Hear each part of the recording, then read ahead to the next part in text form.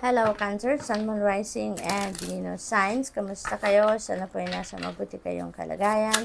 Welcome back po sa Star Tarot. Kung bago kayo rito, welcome din kayo. Thank you sa inyong support. I truly appreciate that. God bless you all po. Cancer, maraming salamat po sa mga nagsisend po ng super thanks sa atin. Maraming salamat din po sa mga donation ninyo. Thank you very much for your generosity po. Napakaganda. So, we have the star. Yan ang paunang mensahe ninyo. Tagumpay na tagumpay kayo sa ngayon. You're very lucky. There are going to be new beginnings na parating sa inyo sa ngayon. That could be in any area of life. Meron tayong new beginnings dito. New beginning din ito. New beginning din ito. Si Six of Swords. Kaya napakaganda nito. There's going to be an exciting period in your life, Cancer, no?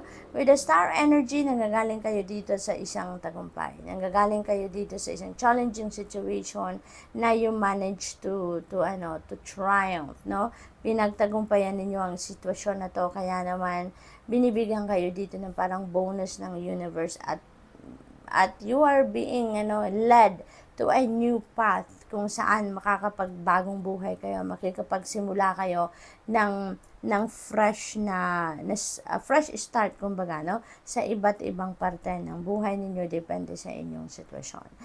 This is about new hope, new optimism, new beginning, new life, no, offer sa inyo ng universe. This is also about healing, kaya kung ano man talaga yung mga nahihirapan kayong sitwasyon, maybe relationship issue, no, pera, no, maaring gano'n ang mga problema ng iba sa inyo dito, that will be healed, no, and even physical ailments, no, masiguro kung meron kayong pinagdadaan ng mga gano'ng sitwasyon, you can feel also, you will notice that ngayon magsisimula na kayong makaramdam ng pagbabago sa inyong nararamdaman, and it is for the better, no. The star is also about wish fulfillment, kaya maaring meron din kayong wish or wishes na magka-come to fruition sa ngayon. The next card ninyo is Lover's Energy. Maybe ang iba sa inyo dito is facing an important decision making na related naman sa inyong relationship. Maaring yan ay desisyon about sa pagle-level up ng inyong commitment with your person. Maaring may mga usaping pag-aasawa na dito, pagpapakasal, pagsasama na sa isang bubog, pag-aanak, no, building your own family, or pagpasok sa isang romantic and love relationship. So, depende sa inyong sitwasyon, but some of you is facing that kind of decision. Posible din ang iba sa inyo dito may nanliligaw, or meron nililigawan, or meron kayong kaligawan. Parang gano'n, maybe you are dating, no? So, posibleng gano'n din ang ganap. And maybe you are going to decide na pumasok na kayo, maging official na yung relationship ninyo, and you're entering a new love in that romantic relationship. With the King of Swords energy, ang iba sa inyo dito may need to think twice or thrice, no, sa inyong desisyon na gagawin, or sa iniisip ninyong gagawing desisyon. So, ang iba sa inyo dito, hindi pa talaga malinaw sa isip ninyo, hindi pa, yung kailangan ninyo siguro dito ng input ng iba. Maybe ang iba sa inyo dito is seeking for advice from other people. Kailangan ninyo ng enlightenment and clarity. That is what is about King of Swords, no? Sa Page of Pentacles naman, this is a beautiful opportunity, no? Meron kayong opportunity dito na related naman sa inyong money, career, and finances.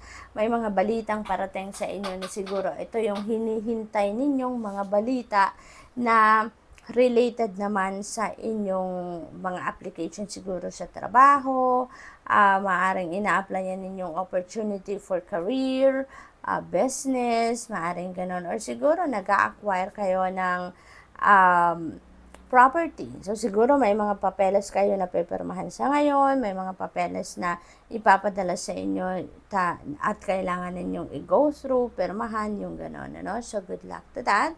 Six of Swords, this is victory energy. This is also travel energy. Kaya ang iba sa inyo, most likely,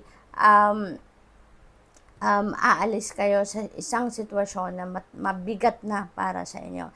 This is you coming from a very unhealthy situation, toxic situation.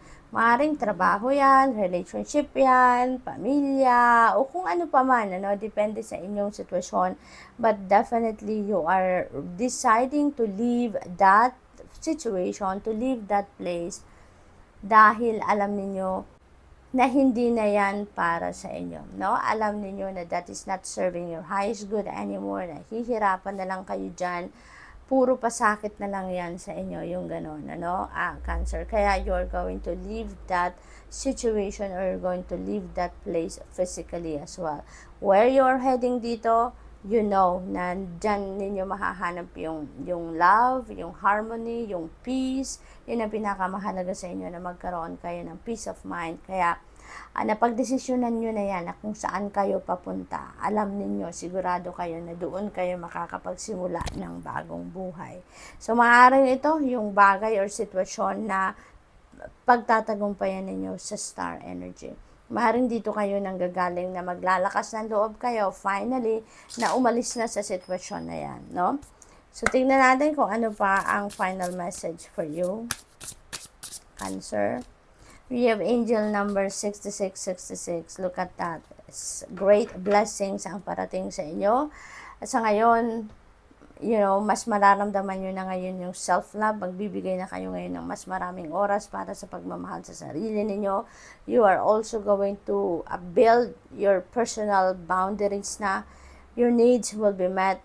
Good vibes na parating sa inyo. Wisdom, understanding, and most importantly, you are letting go. Nurture yourself, your needs, desires, and boundaries. Let go of things that are weighing you down. Yan ang gagawin ninyo. Make space for something meaningful and expand your spirit to all areas of life. That big love, opportunity, or job needs to squeeze in somewhere. So, ang swerte-swerte ninyo sa ngayon. Ang daming blessings na parating, Cancer. So, maging handa na kayo sa pag-welcome niya. Buksan na ninyo ang inyong sarili, ang inyong isip, ang inyong mga kamay, and welcome that opportunities, no? So, good luck. That's all I have for you for today. Thank you for watching. Love and light. Namaste. Hello, Scorpio, Sun, Moon, Rising, and Venus signs. Kamusta kayo?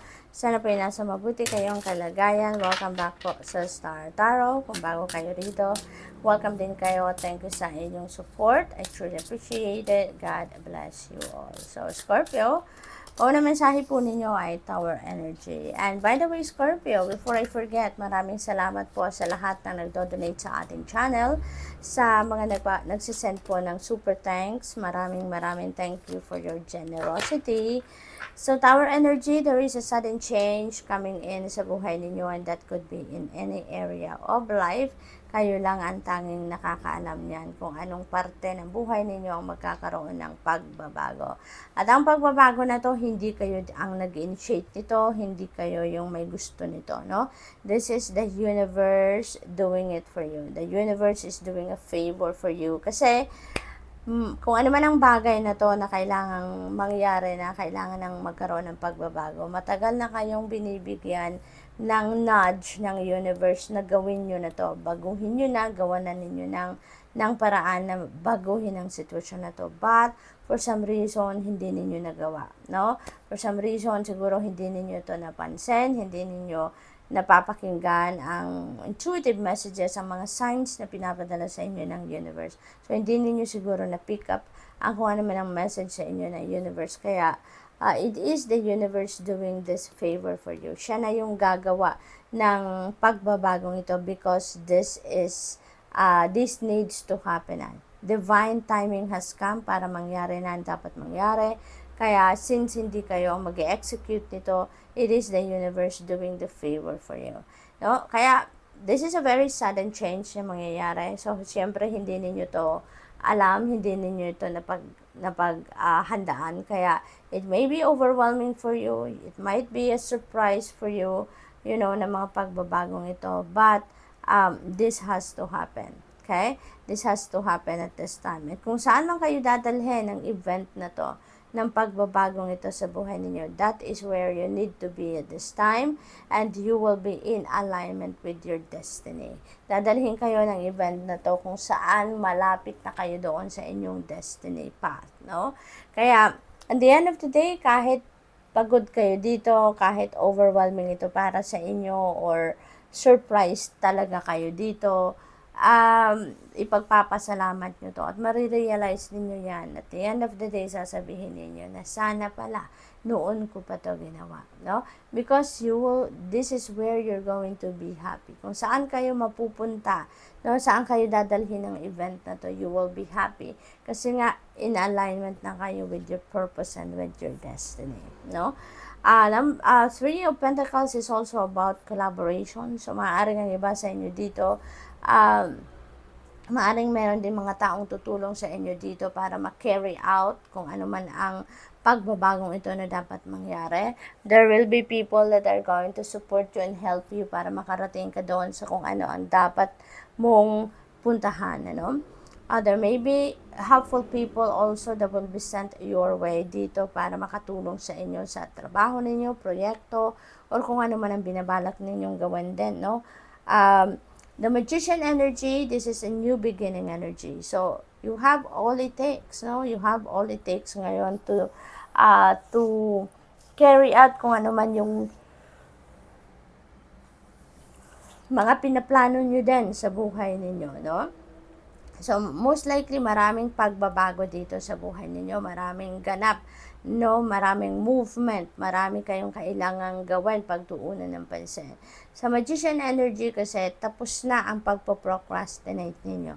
Tapos na yung pagpaplano ninyo dito. You are going to do whatever it is that you want to manifest na. Magsisimula na kayo ditong magsikap, gagawin na ninyo dito yung practical steps that needs para makarating kayo din sa inyong dream, sa inyong mga gustong mangyari din sa buhay ninyo. So, gagawin nyo na yan sa ngayon. And also, siguro with the help of these people, no, na ipapadala sa inyo. You will be more intuitive sa ngayon. You will be highly sensitive ngayon. Yung extra powerful ngayon ng mga psychic abilities ninyo, Scorpio. Kaya, as you move towards new beginnings dito, as you head towards changes sa buhay ninyo, pakinggan ninyo ang inyong intuition because maraming pinapadala sa inyong downloads sa ngayon ang Divine Universe to guide you on how you're going to navigate these changes sa buhay ninyo. Maari din ang iba sa inyo dito, maraming balita ding parating and that could be related to opportunities, no? Maaaring merong opportunity kayo na pagkakaperahan, opportunities to travel, opportunities for a new relationship, no? Maaaring may mga ganong ganap ang iba sa inyo. And also, maraming social gatherings, invitation for social gatherings ang parating sa inyo. So, maraming siguro ang tatawag sa inyo, mag-e-email, magsisend ng text messages to invite you, no, sa kanilang mga okasyon. So, tignan natin kung ano ang ganap dito for Scorpio. Final message na po ang kukunin natin dito. You have angel number 1616, readjustments, yun ang mga kailangan ninyong gawin sa ngayon. You will be able to overcome obstacles sa ngayon. Maybe mamimit nyo na yung soulmate din ninyo sa ngayon. Maybe this invitation, dyan ninyo siguro makikilala yung inyong magiging romantic partner, yung soulmate ninyo, yung affection siguro ninyo, talagang dyan din maha-highlight. There will be support, and comfort. Your level of self-control is sufficient to make things right. On the horizon is the possibility of beginning a new romantic or platonic friendship as well as a chance to begin life anew with a person from one's past. Everything will fall to pieces. Ang napakaganda, diba? Kasi nga, dadalhin kayo ng energy na to doon sa kung saan ang inyong destiny. So, good luck, Scorpio, and that's all I have for you for today. Thank you for watching. Love and light. Namaste. Hello Pisces, Sun, Moon, Rising, and Venus signs. Kamusta kayo? Sana po nasa mabuti kayong kalagayan. Welcome back po sa Star Tarot. Kung bago kayo rito, welcome din kayo. Thank you sa inyong support. I truly appreciate it. God bless you all po. And Pisces, maraming salamat po sa lahat ng mga nagsisend ng donasyon po sa ating channel. Maraming salamat sa mga nagsisend ng super thanks. I truly appreciate them po. God bless you all. Pisces, pauna mensahe po ninyo, Hangman. Ayan. So, Hangman is a stagnant energy, no? That is a stagnant energy. So, siguro ang iba sa inyo dito, may mga delays na nararanasan, may mga blockages na nararanasan sa kung ano man ang mga inyong ginagawa or inyong inaasikaso sa ngayon. So, parang ngayon, parang hininto muna ng universe kung ano man ang inyong pinagkakaabalahan sa ngayon. For you, to be able to do some kind of reflection. Para kayo ay magpahinga, magnilay-nilay, magmuni-muni. It's time for you to stop, to take a pause, para bigyan daan kung ano man ang mga gabay na kailangan ninyong mapakinggan, mga gabay na kailangan ninyo na marinig at this time, no, Pisces? Kaya hininto ng universe ang pag-usad, ang pag-andar ng kung ano man ang inyong mga inaasikaso sa ngayon, for you to be able to reflect. Okay? Maaari kasi na may divine dito na mangyayari. There may be new ideas, new plans that may arise, no? At new perspective siguro na ma-figure out ninyo sa ngayon. At yun na makakatulong sa inyo para muling umusad kayo sa buhay, pero siguro on a different path na, no? It may not be on the same path na iniwan ninyo or inaasikaso ninyo, pero ngayon siguro you may be going to start something different, something new on a different path. So, maaaring yun ang lalabas dito sa inyong pagmumuni-muni. Okay? With the Six of Pentacles energy, whatever it is that you need right now, whether it is resources, whether it is guidance, whether it is opinion, whether it is idea, you will get that. Ang promise ng Six of Pentacles is you will get what you need. Kung ano yung needs ninyo, that will be met sa ngayon, Pisces. Kaya, kung pera, mayroong dadating na financial opportunity. May financial blessings na para dito sa inyo at this time. Makukuha ninyo kung ano yung kailangan ninyo ngayon. Okay? Knight of Swords energy, that things are going to speed up na sa ngayon. Pagkatapos ng pagmumuni-muni ninyo, you will realize whatever you need to be realized, and things will going to start speeding up. Ang tawag dito, you're going to start gaining momentum na dito sa kung ano man yung may isip ninyong gawin or kung ano man ang parating sa inyo, bibilis ang lahat, no? Aandar na muli ang lahat, no? And you are going to be extra sensitive, you're going to be extra intuitive sa ngayon. So, as you head towards this, kung ano man ang bago ninyong gagawin, may divine detour man na nangyari dito, or babalikan nyo naman yung dati ninyong ginagawa or inaasikaso. Whatever the case may be, there is divine guidance na pinapadala sa inyo. There are downloads na pinapadala sa inyo. Maybe signs, synchronicities, no? Be on the lookout for that kasi you are divinely guided, Pisces. Your intuitive abilities, your psychic abilities are on point sa ngayon, kaya extra sensitive and extra intuitive kayo sa ngayon, kaya take advantage of that, no? Pakinggan ninyo ang bulong na ngayong intuition at sundin ninyo, no? Ten of Swords also is a new beginning energy. This is also an ending and new beginning. Kaya definitely may sisimulan talaga kayong bagong chapter sa buhay ninyo sa ngayon. So, maaaring yung bagong perspective na to, new ideas, new plans, also, siguro talagang susundin ninyo yan at makikita ninyo ang bagong path na dapat ninyong lakaran dyan, and you are going to start fresh, no? Dito kasi sa Ten of Swords, you are choosing yourself dito, no? You are choosing to move on na sa ngayon. Babangon na kayo. Kasi dito, parang in the past, na-betray kayo, naloko kayo, na-cheat kayo, napagsinungalingan kayo, na-frustrate kayo, whatever the case may be, yung parang bumagsak kayo dito, no? Bumagsak kayo dito at nahirapan kayo. So, siguro for the longest time, nagtiis kayo dito, tiniis ninyo ang sakit, maaring mag-isa lang kayo dyan, maaring may separation din yan kung relationship yan. So, whatever the case may be, nahirapan kayo dito, no, na bumangon. Pero ngayon, ano, babangon na kayo. Ngayon, you're going to realize na it's about time na para magsimula na kayo ng bagong buhay, mag-move on na kayo sa buhay, asikasuhin nyo naman ang sarili ninyo, asikasuhin nyo na dito yung iisipin na ninyo ngayon dito kung anong ikakabuti ninyo, anong ikakatagumpay ninyo, ano yung maghahatid sa inyo sa happiness, yung gano'n, no? So, you are going to, kumbaga, see the light at the end of the tunnel at this time. Kaya magsisimula na kayo ng bagong buhay dito, no?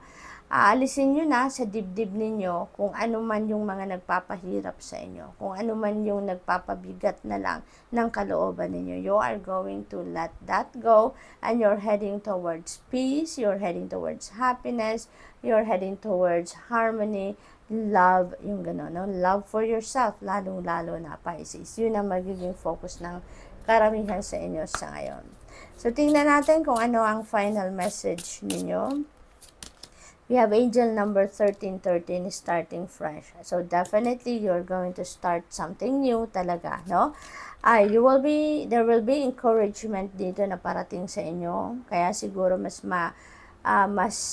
mabubuhayan kayo ng loob dito. And maybe, yung advice na manggagaling dito sa Six of Pentacles energy, yan ang magpapabuhay din sa loob ninyo dito. So, you are going to be focused on your goals na ngayon, setting or laying a solid foundation on whatever it is na gusto ninyong simulan or pagfokusan. Creative ventures are on the way as well, and communication is very important at this time. So step out of your comfort zone. You are about to create something meaningful. All your skills and talents will bring you auspicious profits. Build up your confidence and trust in your decisions. So good luck, Pisces. And that's all I have for you for today. Thank you for watching. Love and light. Namaste.